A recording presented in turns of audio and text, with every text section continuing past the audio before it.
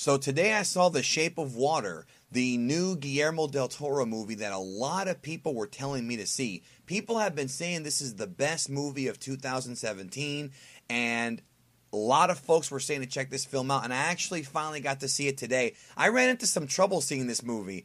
I've never had this happen to me before. I'm going to share a story with y'all before I get to my review, and let me know if it's happened to you. I actually looked up the movie times in the movie theater, and I went to go see the movie at the movie theater, and they canceled the showing. This is not today. This is about a week and a half ago. I actually went down to the theater. They had the movie showings online, and the showing was canceled and replaced with more showings of Star Wars The Last Jedi, and I was very upset. Has that ever happened to you? Have you ever had a movie theater have either incorrect listings or canceled movies when you show up there? Let me know in the comments, because I've heard it happening to other people, but it's the first time it ever happened to me.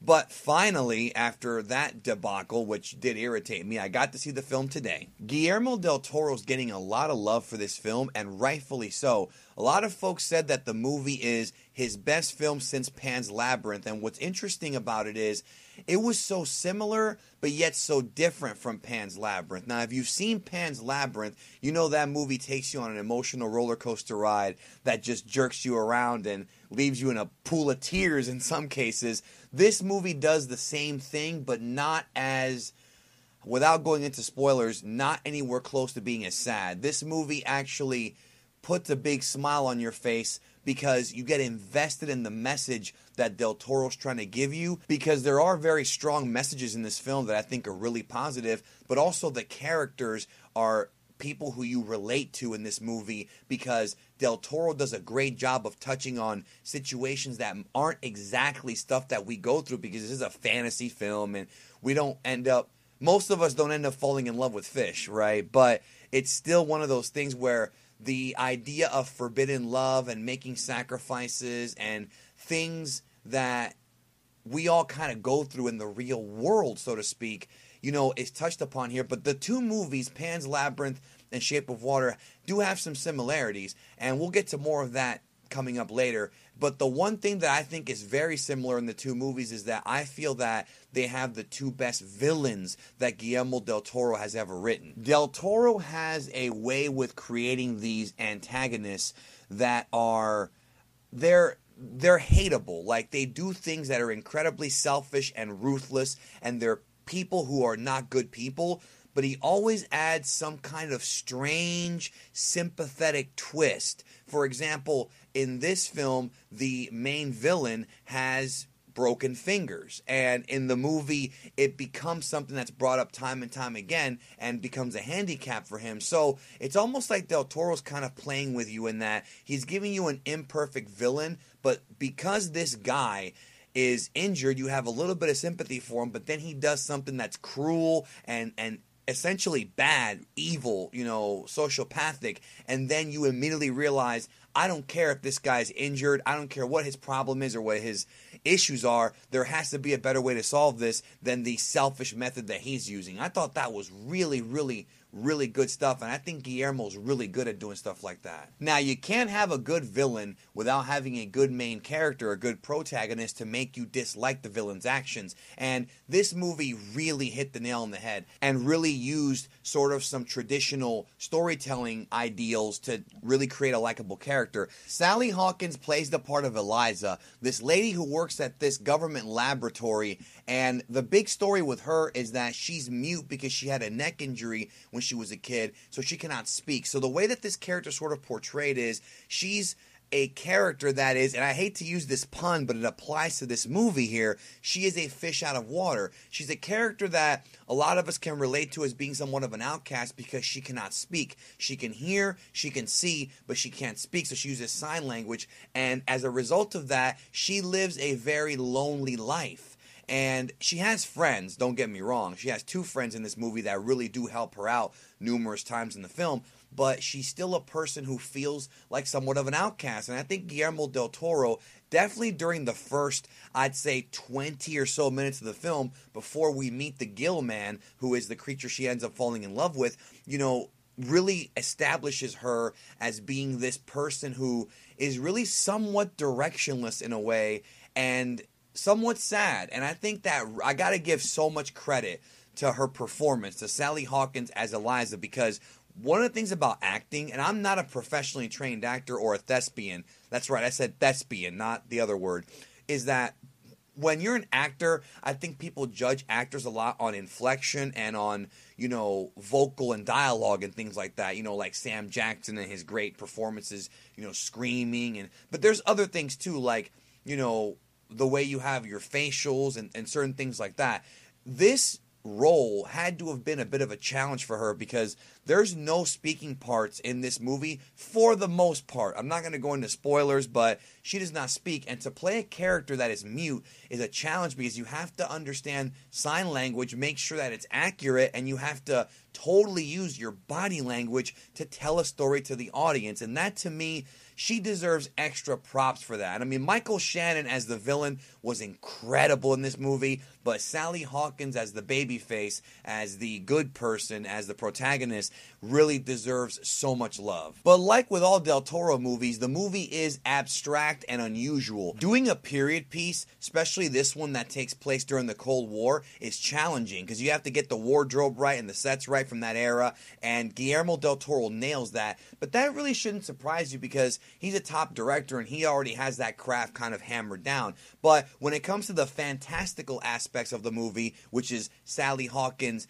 Eliza meeting the fish man, that is the part where it becomes a Del Toro movie. And again, it really does mirror Pan's Labyrinth. In fact, the Gill Man, and I'm going to call him the Gill Man because Del Toro went on record of saying that the creature was inspired by the Gill Man from the creature from the Black Lagoon, and there are some inspirations there. He looks remarkably like the fairy from Pan's Labyrinth. I mean, they look very much alike. It's almost like this movie may even be set in the same universe, and the movie does play with the idea of this creature who is this kind of humanoid fish creature being somewhat of a god. They talk about how the natives, when in his area, worshipped him as a god, and there are certain things he does in the film, which I'm not going to spoil, that are considered miracles. So it kind of plays with that whole thing of, creatures being worshipped as gods because they have special abilities that are, unnatural, so to speak, like the Emperor said in Revenge of the Sith. And actually, I should mention, he even looks like that fish dude from Hellboy. So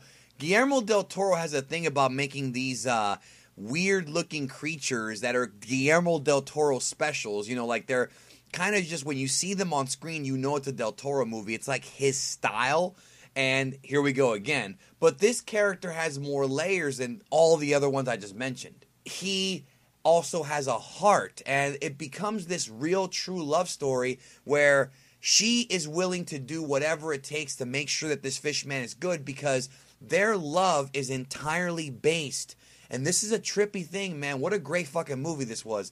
Their entire connection is nonverbal. I remember for years hearing people say 80% of communication is nonverbal and it's all body language. Remember, she can't talk and he can't either. He can't speak any sort of, human language. So they all develop this chemistry and this affection for each other because they're both kind of fish out of water. Again, to use that pun, they're both isolated from the rest of the world. They're both in a precarious situation, more so the fish guy than anything.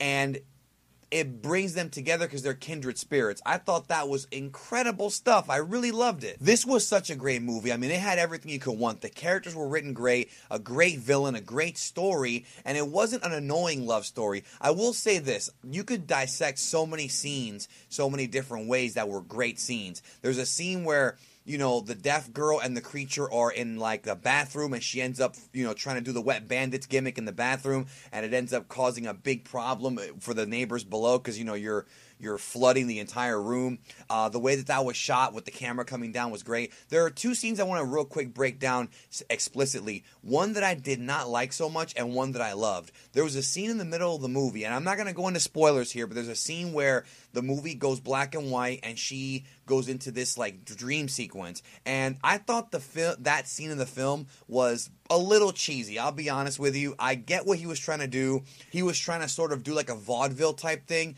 but I just felt like that scene it felt out of place to me, in my opinion. That being said, though, the soundtrack for that scene, as well as the entire film, was great. Now, there's another scene where Guillermo Del Toro uses an amazing directing trick, which I thought was really, just really good stuff, in an alley where you have several cars that are parked there. I'm not going to go into what happens, but there's tension being built, sort of like a showdown, and the only soundtrack that you have during this is the windshield wipers going, and the way that the sound direction was done and the sound engineering with the windshield wipers, it's almost like the windshield wipers was the soundtrack of the scene. Like the windshield wipers were the music of that scene to build tension. I thought that was absolute filmmaking mastery, and Guillermo Del Toro deserves every award he gets. I don't want to get into more stuff than that, but there are, because that would involve spoilers, but the movie does take you on a ride, especially at the very end of the movie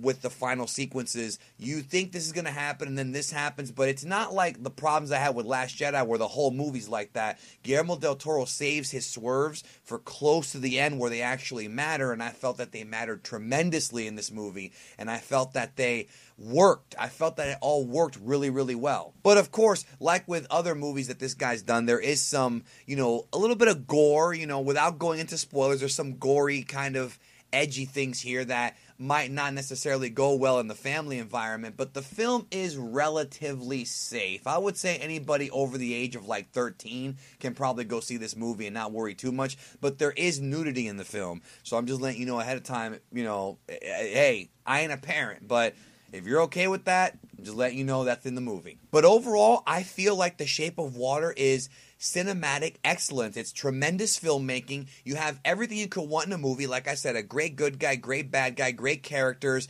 You have a tremendous story, like a real good sort of Shakespearean-esque love story, and the movie does tease very Shakespearean element. That's all I'm going to say about that one. And it looks good, it sounds good, it's just a very precise, very articulately made movie, and I think everyone needs to go check out this film, The Shape of Water. I know it's got a somewhat limited release. I don't think it's super limited, but I know that it's out there in theaters. Not every theater has it, though. Definitely go see this film, and because it's definitely going to be worth your time. Thank you for checking out my review, and I hope you all have a great day. I'll see you soon. Let me know what you thought about the movie down below as well.